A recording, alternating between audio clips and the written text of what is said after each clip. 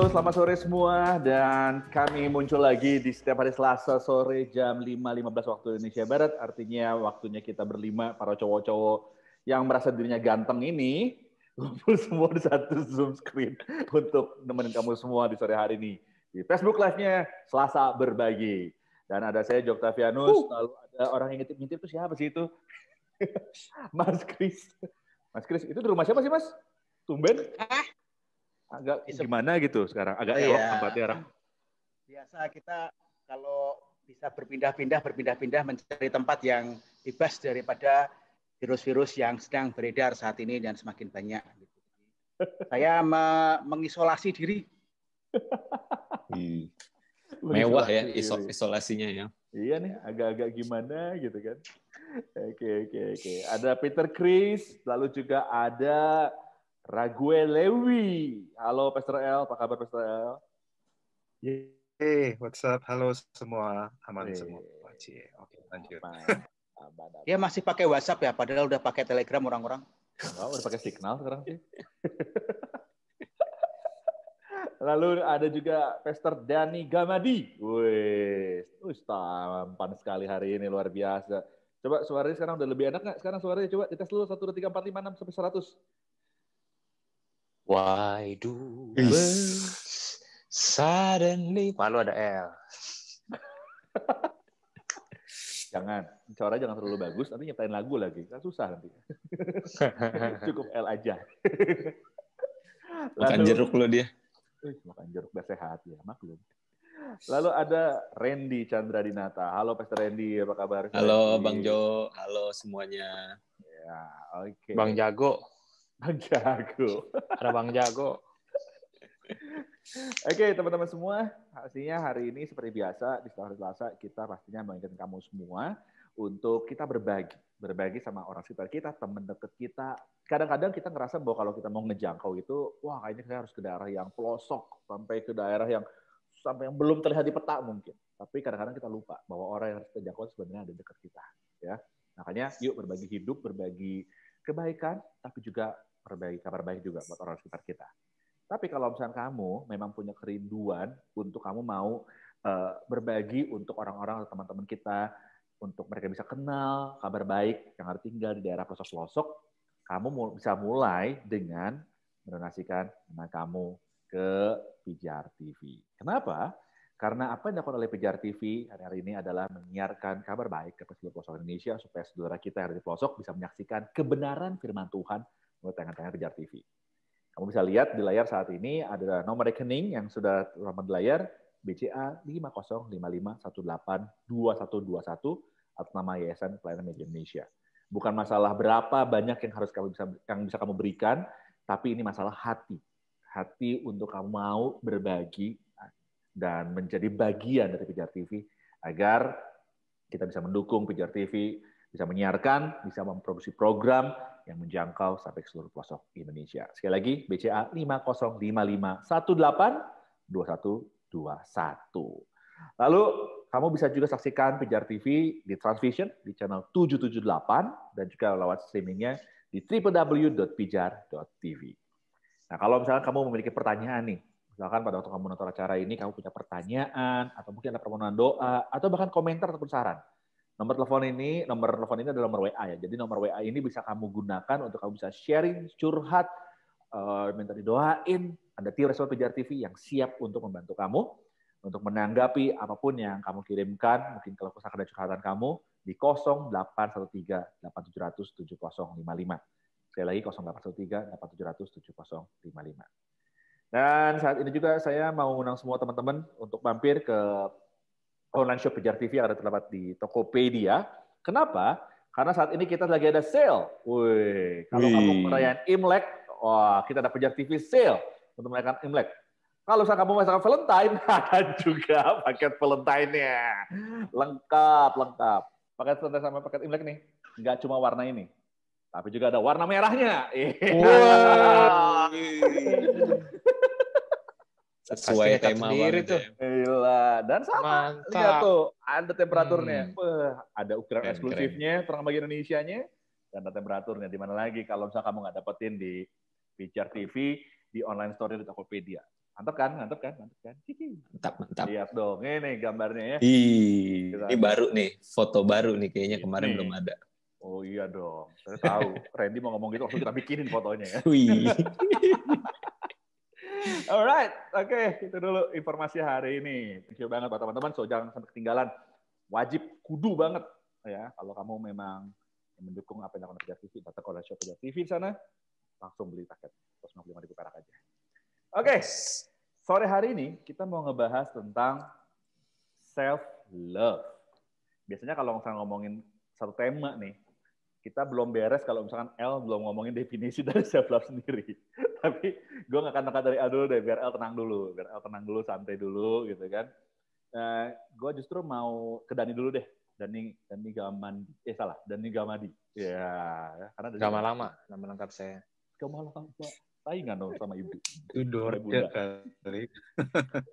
Oke, Dan, kalau lu mendengar kata self-love, apa yang dalam benak lu, Dan? Safe love. Apa yang dalam benak lu? Gua rada jarang denger frase safe love. Karena seringkali ini dekat dengan iklan-iklan ya. Play safely. Iklan alat pengaman ya. Gembok misalnya. Gembok, iya betul. Jadi safe love. Aku masih kecil. Terus apa? Yang dari benak lu apa jadi kalau misalnya lu dengar kata safe love ini? Dan sebuah cinta yang melindungi, yang memberikan rasa aman. Karena sebaliknya kan cinta seringkali liar, backstreet, kabur-kaburan, pemberontakan, eksploratif, eksplosif. Tapi safe love itu love yang soft, love yang embracing, yang melindungi, memberikan rasa aman, love yang menyenangkan. Kita beberapa episode yang lalu kita sempat bahas juga bahwa yang namanya cinta itu juga ada yang namanya toxic love ya. Waktu itu kita sempat ngebahas tentang toxic ya, bahwa yang namanya cinta juga nggak selamanya melindungi, tapi juga bisa juga merusak gitu ya, merusak pribadi seseorang. Nggak cuma pasangan, tapi juga orang tua sama anak juga bisa melakukan itu. Nah, tapi tadi kita mau spesifikin bahwa kita mau bahas cinta yang kalau cinta itu melindungi, cinta itu membuat rasa aman. Nah, kita mau bahas lebih dalam lagi nih, Om Chris Suwung. Gak tahu tuh nama Suwung muncul dari mana pula. Om Chris, kalau kasih itu kan definisinya, kalau misalnya kita ngomong Alkitab, pasti selalu kasih itu tidak cemburu, tidak memegahkan diri, selalu gitu kan. Tapi kasih yang memberikan rasa aman, di mana penegasan dari ada cerita di Alkitab atau misalnya ada penegasan di Alkitab yang mengatakan bahwa kasih itu memberikan rasa aman, ada nggak Om Chris? Kurasa ini apa namanya? Gue baru saja baca Matius ya. Mulai lagi baca Matius. Seminggu baca 3 pasal doang, jadi seminggu 3 pasal, berulang gitu. Aku kemarin ketemu dengan pemungut cukai. Pemungut cukai itu sangat menarik karena gini. Mungkin ini bisa jadi sebuah definisi dari apa itu kasih yang seperti Dani tadi agak sudah singgung gitu kan, beberapa itu kan. Ini sebuah cerita kisah bahwa pemungut cukai di masanya Yesus, kalau kita baca Perjanjian Baru, itu kan semua ada banyak cerita tentang seorang pemungut cukai gitu kan, ada banyak cerita disebutkan pemungut cukai, dan itu penyebutannya pun nggak ada yang baik, semuanya jelek semua. Jadi pemungut cukai itu kalau dikatakan tuh pendosa-pendosanya pendosa. Gitu. Jadi inti pendosa. Gitu. Di zaman itu ya, dalam konteks Palestina di masa itu, dalam konteks ke-Yahudian, jadi pemungut cukai itu orang yang paling berdosa, sangat berdosa. Kalau dia ditaruh di neraka itu ada di neraka di paling keraknya di bawah gitu. Jadi di situ dia. Kalau dikatakan demikian, karena dia itu orang yang dibuang, sangat dibuang. Secara politik dia dikatakan pengkhianat negara, ya kan? Karena kan dia berkolaborasi dengan penjajah. Lagian kalau memungut cukai atau menarik iuran pajak dan segala macamnya, dia pakai kekerasan.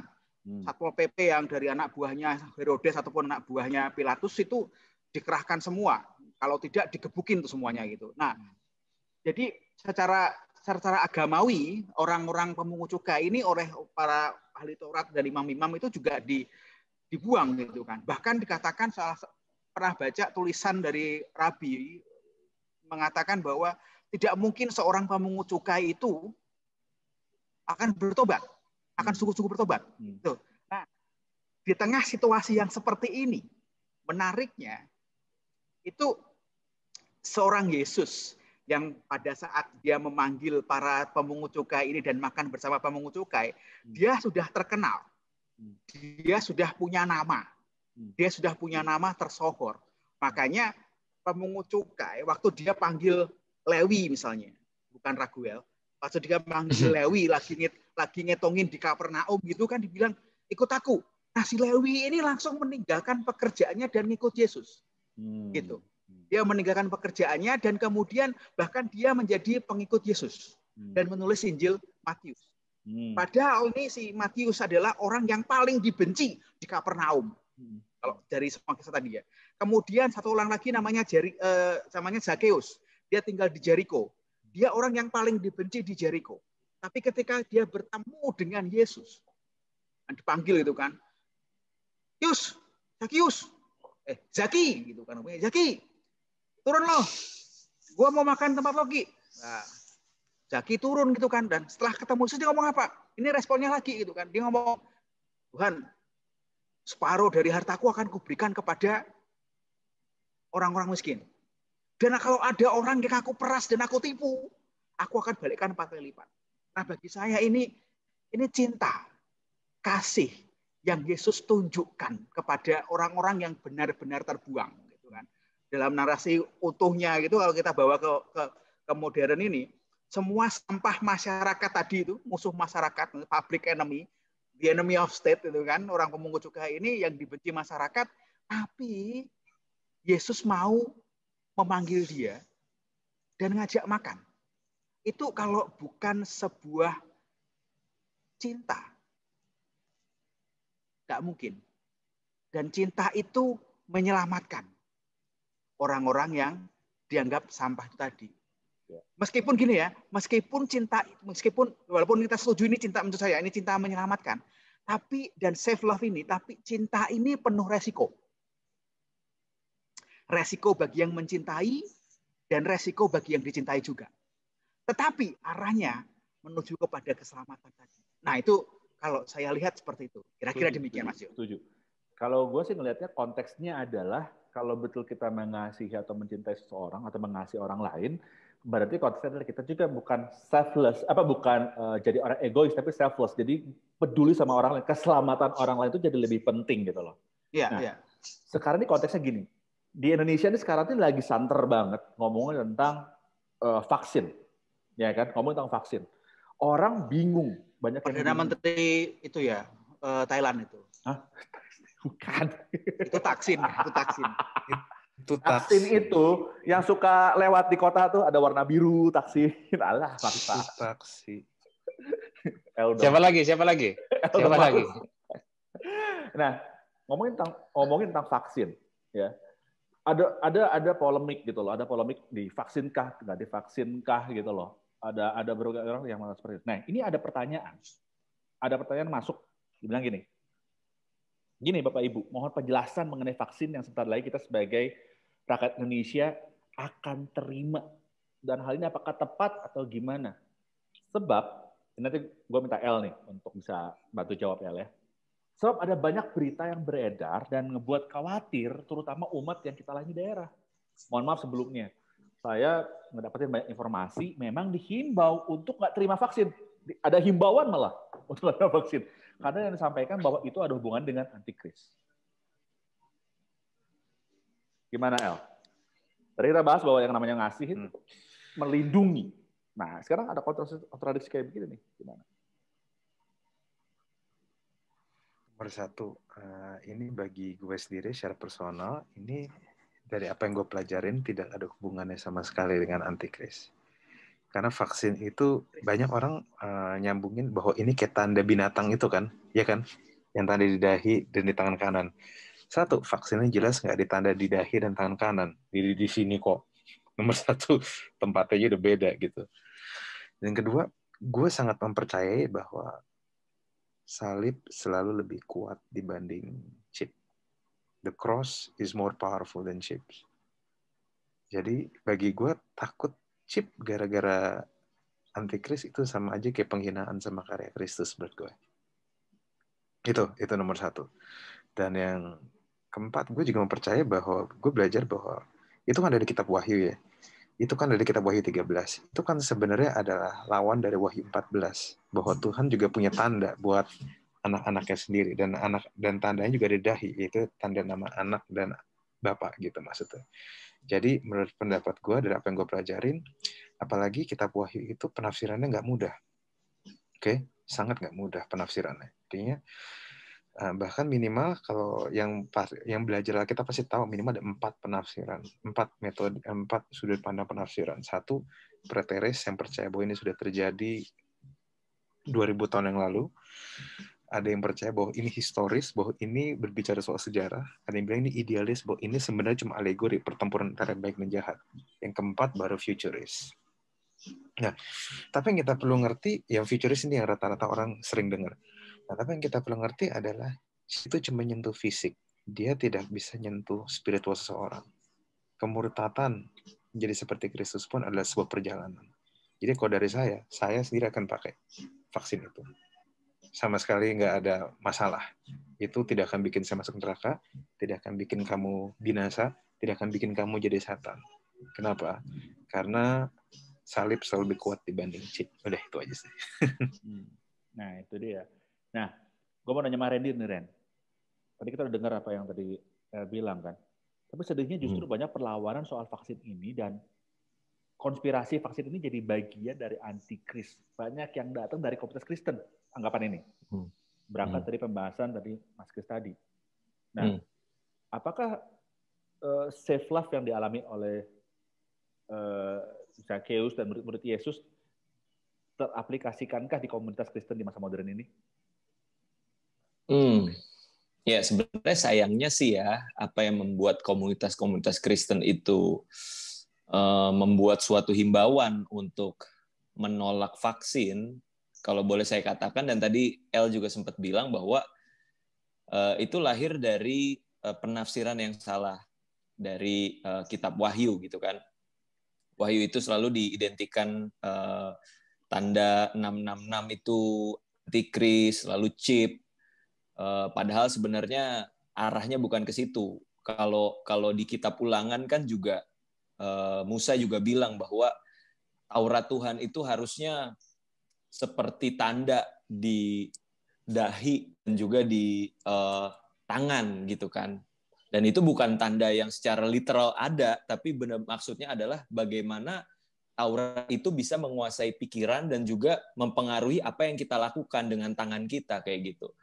Jadi sebenarnya itu dimulai dari ketidakmengertian, kesalahan tafsir di dalam Alkitab, khususnya kitab Wahyu kayak gitu ya. Dan aku pribadi sih sebenarnya gini, jadi bicara tentang self love tadi kan di awal safe love itu di awal tadi sempat dibilang bahwa kasih yang melindungi, kasih yang membawa keamanan bagi orang lain kayak gitu. Tapi paradoksnya adalah di satu sisi ketika kita mau mengasihi orang dan akhirnya kita membawa sesuatu yang berbeda dalam hidup seseorang, kasih, keamanan dan sebagainya, paradoks seringkali orang yang akan memberikan kasih yang tanda kutip berbeda itu akan dinilai aneh oleh masyarakat pada umumnya. Pasti akan ada judgment, ada penghakiman terhadap orang tersebut.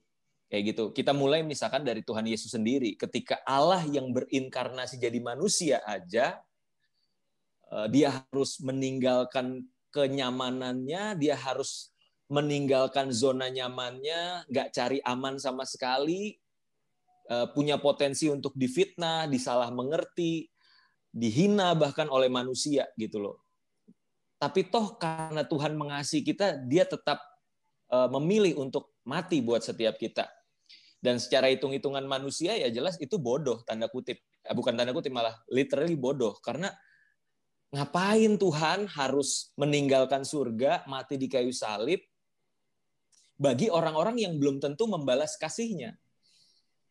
Jadi makanya lawan paradoksnya tadi, lawan dari save love, kasih yang cuma cari aman, itu ada yang namanya bahasa kerennya sekarang tuh reckless love. Yes.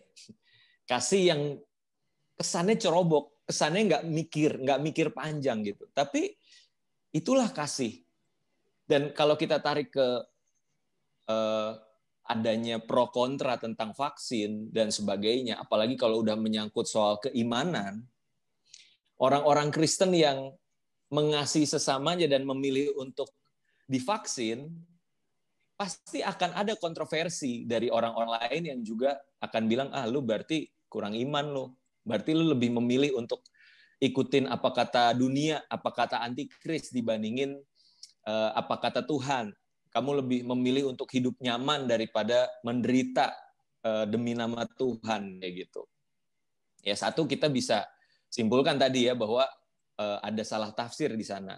Tapi kedua, kita harus siap dengan segala konsekuensinya, kayak gitu. Kita akan dipandang salah, kita akan disalah mengerti sama orang gitu, karena kita peduli sama jiwa orang-orang di sekitar kita. Kita akan dicap mungkin kurang rohani lah, antikris mungkin, saya juga nggak tahu gitu kan. Tapi yang jelas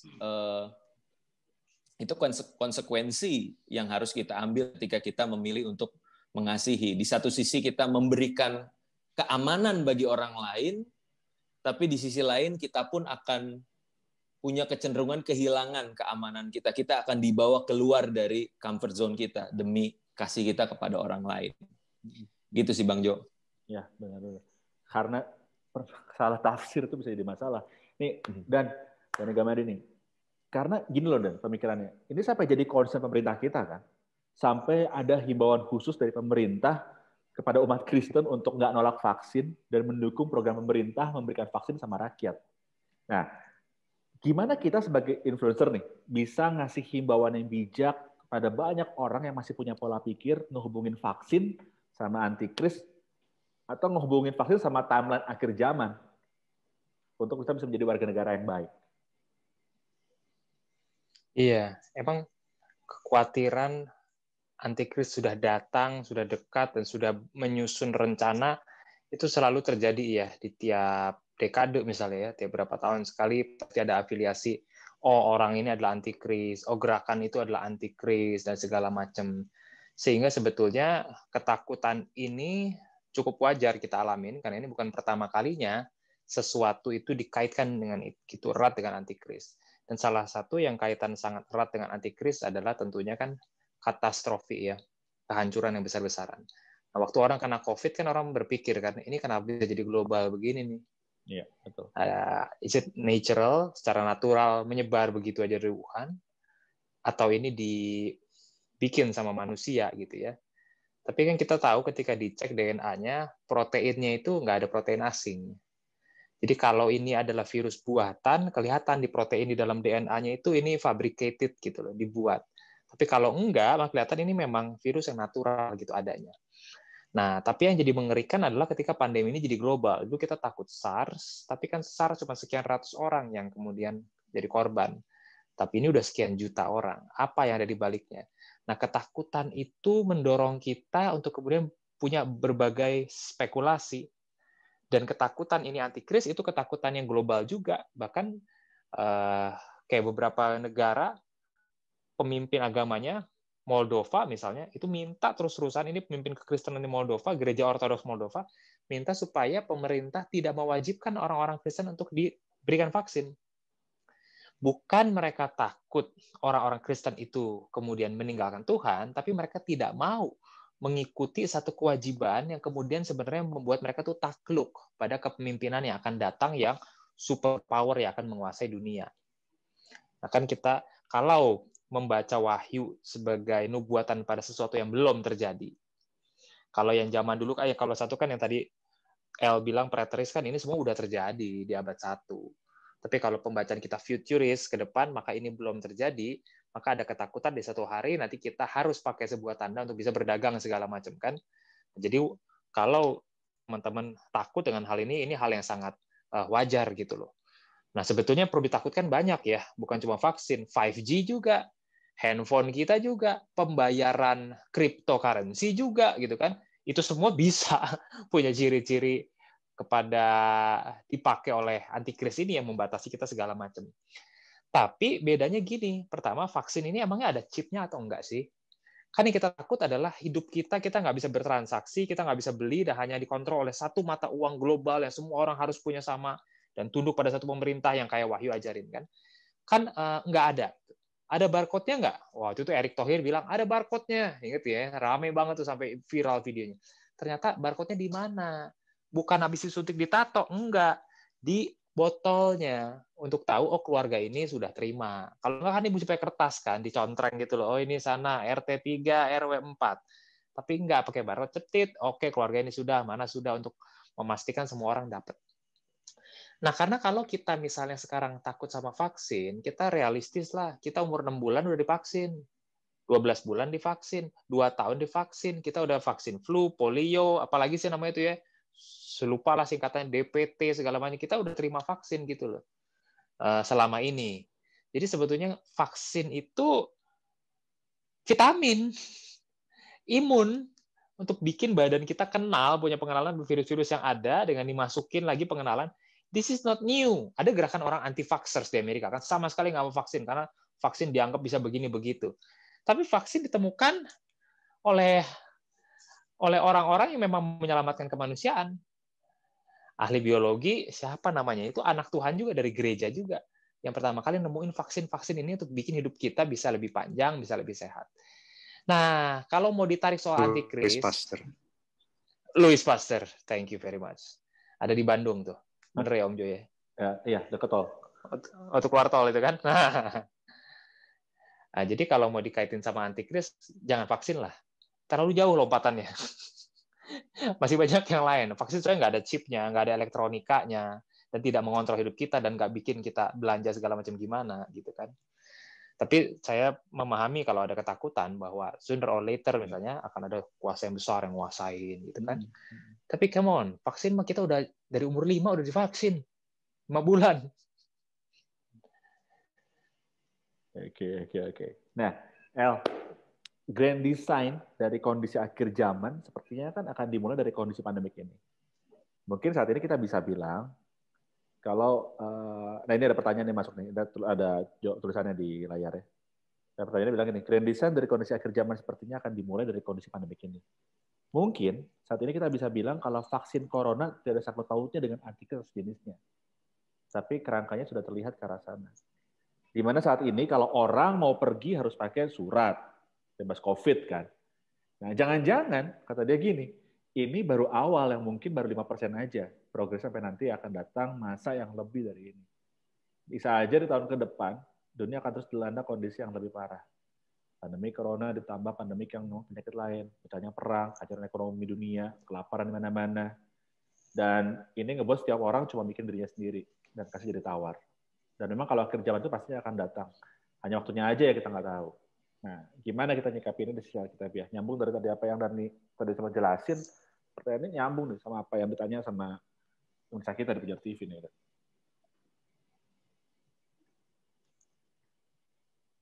Gimana ya? Oke. Kalau dari gue sih clearly sebenarnya gini. Gue sangat percaya bahwa, bukan sangat percaya, ini bukti-bukti jelas bahwa sebenarnya apa yang orang ini takutkan sebenarnya sudah terjadi. Tapi terjadinya bukan sekarang, dari puluhan tahun yang lalu. Nomor 1, perang sudah terjadi. Kita sudah lewatin 2 kali perang dunia kedua. Kita udah lewatin 2 kali perang dunia. Kelaparan udah sering kejadian. Terus tentang barcode dan sebagainya memang sudah kejadian. Semua yang ditakutin memang udah kejadian. Orang Kristen disiksa. Itu sudah berkali-kali. sudah sering disiksa. Ada satu lembaga survei yang bilang bahwa di abad 21, orang-orang yang paling disiksa itu bukan orang Yahudi lagi. Abad 20 adalah orang Yahudi yang paling disiksa. Abad 21, kekristenan yang paling disiksa. Yang paling dipersecute di mana-mana. Jadi poin saya ada seperti ini, bahwa kalau cara kamu menyikapinya adalah, satu sisi kamu nggak usah takut karena memang nubuatannya harus terjadi. Kedua, tapi kamu juga harus mengerti bahwa ini semua sudah terjadi. Karena di Kisah Para Rasul sendiri dikatakan bahwa pada waktu Pentakosta itu adalah awal dari akhir zaman. Jadi akhir zaman sudah terjadi dari lama. Kamu nggak bisa expect bahwa kita akan di akhir zaman. No. Dari kita lahir, kita sudah di akhir zaman. Dari 2000 tahun yang lalu. So, dari pendapat saya pribadi, kamu tenang aja, tetap berjaga-jaga, nggak usah parno, tapi yang saya percaya gini, kamu perlu semakin banyak mengerti tentang Injil itu sendiri, keselamatan itu sendiri. Yeah. Bagaimana chip itu tidak punya kekuatan untuk menghilangkan keselamatanmu. Chip will never be able to defeat the cross. Bagi saya, poinnya itu. Ya berjaga-jaga harus, tapi nggak usah terlalu naif dan nggak usah terlalu takut. Karena apapun terjadi, Tuhan pasti menang. Dari gue sih itu sih. Oke. Dari tadi nih kita ngomongin tentang hal future tentang masa depan, zaman yang terjadi di masa depan. Tapi kalau kita nih ngomongin ada yang di masa sekarang saat ini ada satu pertanyaan muncul gini. Kak, aku baru aja mutusin ikut Tuhan Isa Al-Masih. Semoga Randy bisa bantu jawab nih ya. Kakak dari tadi ngomongin kasih Kristus yang menyelamatkan, atau kasih yang melindungi, atau kasih yang membawa rasa aman. Tapi aku sekarang ngalami yang berbeda. Aku percaya Tuhan, tapi hidupku jadi lebih susah. Aku dibenci keluarga, dibilang pengkhianat, dibilang kafir, masih banyak lagi. Aku sih bukan menyesal itu semua. Tapi aku belum tuh ngerasain kasih Yesus yang melindungi aku dan memberikan rasa aman dengan kondisi aku yang sekarang ini. Boleh Ren kasih tanggapan Ren, pertanyaan ini Ren. Oke, memang aku ikut bersimpati ya buat saudara kita ini yang baru saja menerima Yesus sebagai Tuhan dan Juru Selamat dan harus mengalami persekusi oleh karena imannya kepada Yesus gitu. Di satu sisi aku berharap saudara kita ini bisa mendapatkan rekan-rekan saudara seiman yang bisa mendampingi dia. Let's say misalkan dia diusir dari rumah karena imannya, adakah gereja atau orang-orang Kristen yang bisa menyediakan tempat untuk dia bisa hidup, bisa melanjutkan kehidupannya, mensupport kehidupannya. Itu penting juga sih, kesadaran kita sebagai anak-anak Tuhan untuk saling menolong satu dengan yang lain, menanggung beban satu dengan yang lain. Tapi di satu sisi, kita juga harus menyadari bahwa yang dimaksud Tuhan dengan damai sejahtera, sukacita yang sejati itu bukan berasal dari dunia. Bukan cuma ketika kita mendapatkan perlindungan secara duniawi. Kita jadi, tadinya kita miskin, lalu kita percaya Yesus akhirnya jadi kaya gitu, atau kita tadinya menderita karena ikut Yesus justru jadi bebas dari penderitaan. Loh justru malah sebaliknya, kata Yesus, barang siapa mau ikut aku, ia harus sangkal diri dan pikul salib. Artinya selain ada jaminan keselamatan, akan ada janji-janji penyertaan Tuhan yang ajaib dalam kehidupan kita, tapi di satu sisi pun di saat yang bersamaan ada harga yang harus dibayar untuk menjadi seorang pengikut Yesus, yaitu penderitaan gitu. Dan aku sih berharap ketika saudara kita ini menjalani imannya dengan tulus di dalam segala penderitaan, di dalam segala aniaya yang mungkin dialami oleh karena iman kepada Yesus, justru di situ dia akan benar-benar mengalami sendiri apa itu damai sejahtera yang dari Tuhan. Ya. Karena sebelum itu kita masih bingung, mana sih damai sejahtera itu? Kita pikir damai sejahtera, sukacita itu karena ketika kita mendapatkan apa yang kita inginkan. Ya. Tapi justru damai sejahtera yang sejati bisa kita rasakan ketika seakan-akan di dunia ini nggak ada alasan lagi untuk kita bisa merasakan damai, untuk kita bisa merasakan sukacita. Tapi justru di dalam penderitaan kita, kok kita bisa tetap tenang ya? Kok aku bisa ngerasain ada satu hal yang berbeda, kasih Tuhan yang besar di hatiku. Dan itu buat aku sih sangat berharga ya, pengalaman-pengalaman seperti itu. So, tetap kuat di dalam Tuhan, percayalah pasti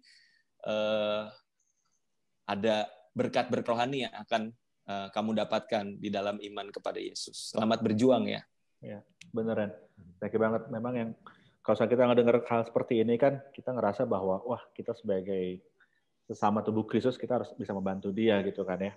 Nah, Om Kris bisa ngasih tanggapan nih Om dari apa yang tadi udah dibilang. Persekusi itu ada, kita sebagai tubuh Kristus juga harus melindungi gitu ya. Tapi persekusi kan memang sudah selalu terjadi dari sejak zaman Kisah Para Rasul pun sudah terjadi gitu ya. Nah, gimana sebetulnya kita sebagai umat Kristus saat itu apa ya? Gimana umat Kristus saat itu belajar untuk kuat dan terus berpengharapan meskipun mereka mengalami persekusi? Mungkin kita bisa belajar gitu dari mereka, Om Kris. Yang saya baca dari buku-buku bapak-bapak gereja yang ditulis oleh sang martir sendiri, kayak bukunya kayak Polikarpus gitu kan, dia nulis surat juga ketika menjelang di persekusi. Kemudian ada Ignatius juga dalam perjalanannya menuju kemartiran juga dia menulis gitu. Yang saya garis bawahi adalah bahwa mereka benar-benar mempercayai apa yang mereka percayai. Mereka mempercayai berita yang mereka dengar. Mereka mempercayai tulisan yang mereka baca.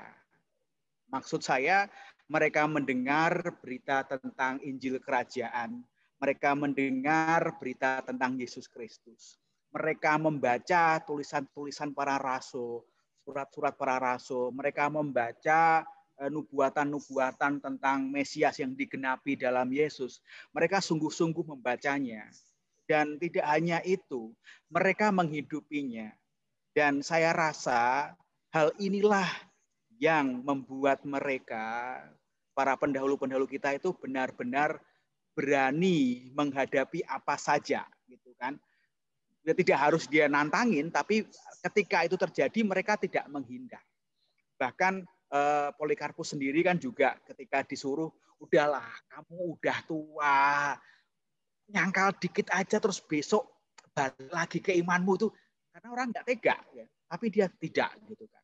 Bahkan dia ngomong kepada gubernur ya di situ, prefek atau siapa yang saat itu ngomongin dia seperti itu, dia bilang, tentukan waktu dan tempatnya.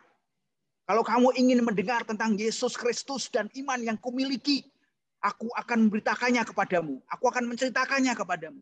Jadi dia benar-benar tahu apa yang dia percaya. Itu pertama. Jadi pesan saya kepada setiap kitab kita, termasuk saya juga gitu kan.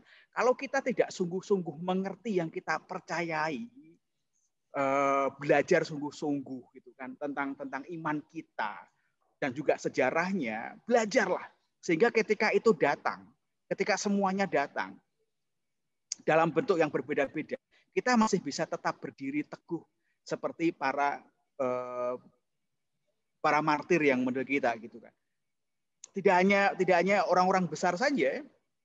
Kalau saya baca dan juga saya ketemu dengan pribadi-pribadi yang mengalami hal yang sama, ketika mereka berpindah keyakinan, bertemu dengan Yesus, bahkan kadang-kadang bertemu secara supranatural itu, dan tidak diterima keluarganya, dia harus kadang-kadang sembunyi-sembunyi. Dia pegang sungguh-sungguh gitu kan, itu, dan membaca apa yang dia percayai. Itu pertama. Yang kedua adalah kita sebagai yang sudah dahulu gitu kan. Kadang sudah dahulu itu belum tentu juga paling tahu, tidak. Tapi sudah dahulu, sudah mengenal lebih dulu itu memperkenalkan lebih jauh gitu. Dan ada untuk mereka. Saya kalau diajak ketemu gitu kan, saya langsung berangkat gitu kan. Saya berangkat. Kadang-kadang saya tidak punya kata-kata juga untuk ini. wah kamu harus gini. Saya kadang-kadang nggak bisa punya kata-kata. Kadang-kadang saya hanya dengerin saja. Saya hanya dengerin aja dan setelah selesai udah nangis-nangis gitu, berdoa. Jadi yakini, tambahkan imanmu itu pengetahuan gitu, menurut saya gitu kan. Belajar, baca kitab suci, study. Yang kedua, kamu butuh orang lain. Tidak bisa berjuang sendiri. Tadi Randy juga katakan itu kan. Carilah komunitas yang sehat. Cari keluarga baru itu kan, yang tidak hanya datang ke gereja di hari Minggu saja, tapi seseorang yang bisa kamu andalkan untuk kalau ada apa-apa kamu bisa bercerita. Tidak harus dia bisa ngomong sesuatu, enggak harus. Tapi paling tidak dia tuh mendengar dan mendoakan dirimu. Itu cukup bagi saya. Itu yang saya kerjakan. Dan kadang-kadang saya bercerita aja, bercerita sejarah, bercerita tentang iman saya dan segala macamnya, itu menjadi apa, comfort dirinya gitu kan, comforting dia gitu, kayak gitu. Masing-masing kita punya struggles yang berbeda. Tetapi kalau kita tetap bisa jadi contoh gitu, jadi contoh untuk berdiri teguh dalam iman yang kita percayai, itu dilihat oleh teman-teman ini. I think itu cukup untuk saat ini. Sebelum kita bertemu dengan yang lain dan segala macamnya. Kalau kadang-kadang ada kerinduan juga itu kalau mengumpulkan dan memuridkan bareng-bareng ini teman-teman yang punya struggle yang sama, ditolak oleh keluarganya. Itu bisa juga kan bertemu dalam sebuah pertemuan virtual gitu kan, dan saling cerita, bukan gosip ya, saling cerita, dan mungkin saja dari pengalaman mereka, karena saya nggak punya pengalaman, dari pengalaman mereka bisa saling cerita. Oh dulu aku juga bertemu menghadapi gini. Nah itu yang ketiga. Udah 3 aja cukup, jangan nambah lagi. Oke, thank you Om Chris. Aku menanya ke Om Dani nih, kan memang kalau kita ngomongin tentang hal-hal yang menggoyahkan iman kita, terutama kalau kita baru mengenal Kristus, iman kita pasti goyah. Ada hal-hal, kita mendengar ada banyak ancaman, kita mendengar juga ada hal-hal yang menggoyahkan iman kita juga. Nah, buat Om Dani sendiri setelah dengar tadi penjelasan dari Om Chris tadi gitu ya, memang kita saudara iman, kita mesti saling menguatkan memang. Tapi gimana supaya kita tetap kuat di dalam Tuhan, terutama bagi orang-orang yang baru saja mengenal kebenaran dalam Kristus. Memang iman itu kan kayak benih kecil yang pertama-tama kalau ditanamkan dia ditaruh di tempat yang aman, tanahnya gembur, sehari 3 kali dikasih air, dipisahkan dari cahaya matahari yang terlalu terik, ditaruh di tempat yang enak gitu. Sampai dia udah cukup kuat, akarnya udah cukup panjang, maka itulah waktunya si tumbuhan ini nggak bisa terus ada di pot kecil itu. Dia mesti dibawa keluar. Nah, ketika si tumbuhan ini dicabut dari wadah pot kecil, dipindahin keluar, barulah dia ketemu. Akar dia mau masuk lebih dalam, dia nabrak kerikil, ada cacing tanah, cari makan sendiri kan, akarnya mesti makin panjang. Dia mesti rasain teriknya matahari, bikin dia kering misalnya ya, nggak lagi, apa sih namanya, kelembapannya berkurang, daunnya digerogotin ulat, dan dia ngalamin hal yang lebih berat ketika dia makin bertumbuh lagi. Tapi itu yang terjadi, dia nggak bisa balik ke pot lagi. Dia udah terlalu besar untuk pot yang awal. Meskipun pot itu enak kan di dalam rumah, kayak tempatnya kecil. Tapi itu bagian proses di mana nanti dia akan jadi makin besar. Makin besar, akarnya yang tadinya lemah, kecil, cuman kayak rambut-rambut doang, akan jadi makin gemuk, makin kuat, mencengkram, sampai kan kita tahu kalau di jalanan akarnya bisa sampai ngedobrak aspal, trotoar, batangnya bisa nembus beton, saking kuat sekali itu pohon. Tapi semua berawal dari benda yang sangat lemah kayak tumbuhan itu. Nah, terus bagaimana makin kuat, barulah dia bisa jadi tumbuhan yang besar. Waktu dia baru pindah dari pot keluar, bayangin si pohon ini ngomong, aduh, saya nggak tahan. Ini berat banget. Ini cari makan susah. Dulu cari makan enak. Lemes tuh letoy itu akar-akarnya, air masuk terus, nutrisi masuk terus. Tapi makin gede dia nggak cukup makanan cuma air mineral doang. Dia mesti dapat makanan nutrisinya lebih kaya lagi dari humus tanah. Dia mesti keluar. Dan itu susah sekali dapatnya. Nah, iman kita kan juga gitu ya, Om ya. Waktu kita makin dewasa, tiba-tiba berubah. Kok dulu gue gampang banget beriman, sekarang susah. Apakah gue turun kerohaniannya sekarang? Dulu giat banget baca Alkitab, kok sekarang godaan gitu berat. Misalnya. Dulu nolong orang, siap langsung nolong. Sekarang kok nolong kok jadi berat misalnya kan ya. Ya itulah proses ya. Akan melalui masa-masa yang testing times untuk makin kita makin dewasa kan. Jadi lihatlah bahwa hal-hal berat itu justru yang ngebentuk kita benar-benar punya iman yang otentik. Tanpa itu kita nggak teruji. Dan kita nggak bisa bilang, saya beriman. Kan kita bisa bilang, saya beriman ketika kita sudah diperhadapkan dengan pilihan. Kalau belum ya gampang aja. Kayak dulu waktu kita remaja suka ditanya, kalau kamu dikalungin celurit, waktu ditanya, kamu Kristen atau bukan? Kalau Kristen dipenggal, lu jawab apa? Nah, mungkin kita baru bisa ngomong itu iman kalau itu udah terjadi betulan. Baru iman itu benar-benar teruji di masa-masa yang susah. Pertanyaannya gimana kita fight kan ya? Kita fight menghidupi iman itu di waktu susah. Nah ya terus ya tadi teman-teman semua udah bilang komunitas, Alkitab dan iman adalah sebuah keputusan. Jangan manja. Jangan bilang gue udah baca Alkitab, gue udah punya keputusan, gue nggak bertumbuh. That's your decision. Lo mau bertumbuh atau enggak? It's internal. It's not external. External itu supporting. Tapi kembali keputusan itu di tangan kita. Ya, keputusan dari tangan kita untuk kita bisa memastikan bahwa hidup kita ini nggak dipengaruhi sama pihak luar yang pengaruhi keselamatan kita. Dari apa yang tadi Dani udah bilang bahwa seharusnya kita adalah wajar kalau kita menghadapi hambatan gitu. Justru hambatan itu yang membuat kita proses dalam bertumbuh itu adalah memang harus melewati hal-hal seperti itu. Tapi gimana how to assure gitu, meyakinkan bahwa diri kita bahwa ini kita sedang dalam pertemuan yang benar, bahwa sebetulnya ini betul-betul ini itu adalah kasih yang sebenarnya melindungi, bukan menghancurkan saya dengan segala proses yang saya alamin untuk mengenal Tuhan gitu loh. Karena lewat pengenalan Tuhan yang benar, kita bisa mengenal ajaran yang benar juga gitu, El. Menurut lo sendiri gimana, El? Nah, pertanyaannya, emang kalau misalnya salah kenapa? Nah, itu.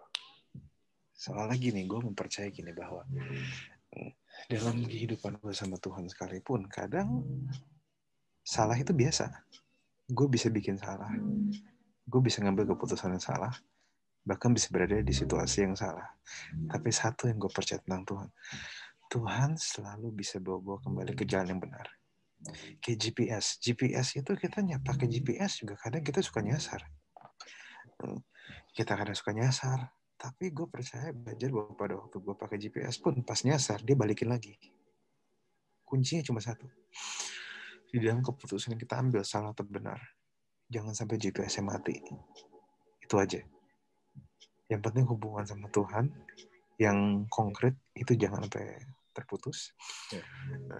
Jalanin hidup kamu, lakukan hal yang benar menurut kamu, yang benar, yang baik, yang tidak melanggar hukum, yang bisa dipertanggungjawabkan. Tapi kalaupun nanti kamu salah bertindak sekalipun, bukan berarti Tuhan nggak bisa tolong. So, kuncinya cuma satu. Jangan pernah cuma dua. Jangan pernah putuskan GPS-nya. Jangan pernah putuskan hubunganmu dengan Tuhan. Yang kedua adalah tetap lakukan hal yang benar pada momen itu. Bagi gue sih, gue memilih itu cara gue hidup sama beberapa tahun ini dan bikin salah juga, but survive sih. Itu sih. Thank you, El. Setuju banget. Seringkali kita ngerasa bahwa kalau salah itu ya udah amburadul gitu loh. Padahal kesalahan juga adalah sebuah proses untuk mendewasakan ya. Sama seperti pola pikir gini. Terus sering pikir bahwa keselamatan itu berarti ketika gue jalani hidup gue selamat, gue bisa lepas dari segala ancaman, berarti gue selamat. Padahal keselamatan itu sendiri sebetulnya adalah status bahwa kita diselamatkan dari kebinasaan. Kita dapat status untuk mendapatkan keselamatan kekal, ada jaminan kekal, mendapat bukan hanya sekedar bisa dapat tempat tinggal di surga, tapi selamat bahwa jiwa gue selamat, gitu, mendapat keselamatan dari apa yang Tuhan Yesus kasih lewat anugerahnya. Nah, kalau kita bicara soal hal seperti ini, maka kita harusnya ngerti bahwa it doesn't matter, nggak jadi masalah. Ada masalah apapun dalam dunia ini, gue nggak perlu takut gitu loh, karena sebagai status gue udah mendapatkan keselamatan kekal dari Yesus. Ini ada satu pertanyaan nih, yang mungkin Om Chris bisa bantu jawab di sini. Ini masih ngomongin tentang self love gitu ya, cuma agak terbalik kalau di sini, gitu ya. Dia cerita gini, Kak, aku ingin cerita tentang Yesus sama teman aku yang belum percaya sama Yesus. Tapi aku ingin dia merasa enggak terintimidasi sama cara aku cerita tentang Tuhan sama dia. Aku takut begitu aku cerita tentang Tuhan, dia malah menghindar. Malah ngerasa nggak nyaman berteman. Dan pertanyaan lagi nih, gimana cara yang aman untuk cerita tentang Yesus ke sahabat aku ini? Monggo Om Chris. Bagi saya begini, bercerita menunjukkan sebuah keyakinan atau mengajak ini dalam generiknya adalah mengajak seseorang untuk menyukai dan mempercayai apa yang kita percayai. Dalam secara generiknya seperti ini. Sama kalau kita mau mencoba menawarkan sebuah makanan atau memberitahu dia bahwa wah, ini ada restoran baru buka ini. Ini sangat-sangat pas banget di selera saya. Ayolah ke sana. Itu pun yang demikian saja belum tentu orang mau kan? Belum tentu orang mau. Bahkan kalau kita bayarin sekalipun belum tentu orang mau, ya kan? Jangankan soal Yesus Kristus, jangankan soal iman kepercayaan kita, soal apa yang kita sukai saja kita sangat sukar juga untuk membuat mereka mengikuti apa yang kita suka, gitu. Jadi nggak usah berkecil hati kalau memang merasa susah dan mungkin dia menghindar. Tidak usah berkecil hati. Itu yang pertama, nggak usah berkecil hati. Tetapi saya hargai bahwa punya keinginan dan kerinduan untuk memperkenalkan Kristus kepada sahabatnya. Teruskan saja. Tetapi lihat kondisinya, lihat situasinya. Dari pengalaman yang saya tahu adalah mereka tahu saya Kristen, tidak saya tutup-tutupi. Kalau lagi ngobrol bareng gitu, ya mereka tahu batasan saya guyon seperti apa. Mereka tidak akan pernah mancing-mancing. Nah, pada saat sama-sama makan bareng segala macam, saya selalu menunjukkan bahwa ya berdoa nggak panjang gitu kan, berkati janda-janda, berkati semua, nggak gitu, berkati di restoran. Saya ngomong bersyukur, terima kasih Tuhan Yesus kayak gitu. Kadang-kadang mereka minta gitu kan, oh ya Pak Pendeta, ini berdoa dulu. Itu menarik. Dan lucunya nih, kadang-kadang lucunya di saat-saat tertentu pas lagi sendiri mereka nanya,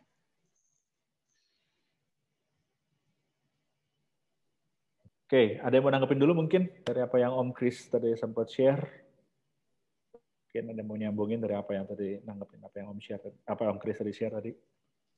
Jadi Yesus Kristus itu sebenarnya on that moment hilang. Waduh. Ya Om Chris silakan Om, lanjut Om.